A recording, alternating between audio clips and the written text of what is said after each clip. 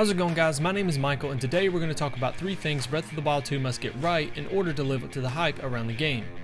There's no doubt that the Legend of Zelda series is one of the most iconic in the entire gaming industry, and with Breath of the Wild being one of the most successful games in the Zelda franchise, it's safe to say that it's not going to be very easy to top it.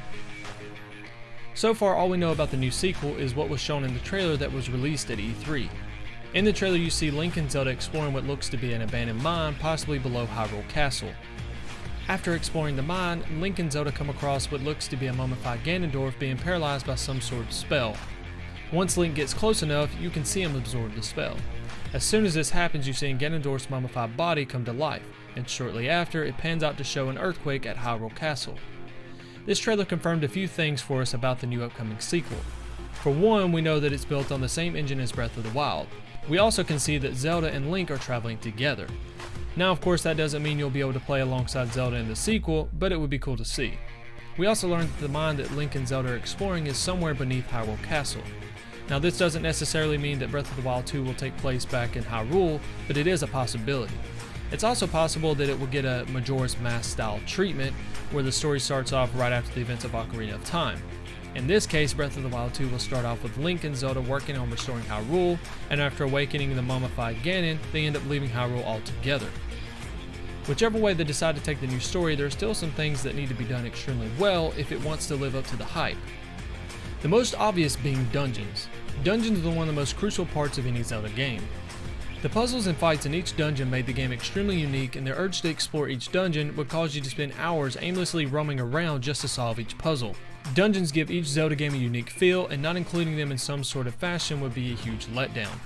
I personally wasn't a huge fan of the dungeons or Divine Beast in Breath of the Wild, but the implementation of shrines, or, well, mini dungeons, made up for where the Divine Beast lacked. Another obvious feature would be an open world. Not every Zelda game has this feature, but the ones that do have been extremely popular, and with Breath of the Wild implementing it so well, you have to think that the sequel will also include a massive open world. Whether it's an updated version of Hyrule or a new map entirely, let's just hope that we are granted the same amount of exploration that we have in Breath of the Wild. Customization has been in Zelda games for some time now, but it's always been extremely limited. In past games, you would only have a few extra sets of tunics and weapons that you're allowed to swap around. This changed in Breath of the Wild, with the idea of customization being bigger than ever before. Breath of the Wild expanded on customizations in big ways, from being able to mismatch armor sets to just completely changing the color of each piece of clothing. That being paired with a massive inventory of weapons and shields made Breath of the Wild feel much more open and creative. If Breath of the Wild 2 can expand on the idea of more customization, it would make the sequel that much more enjoyable. So what are your thoughts on the new Breath of the Wild sequel?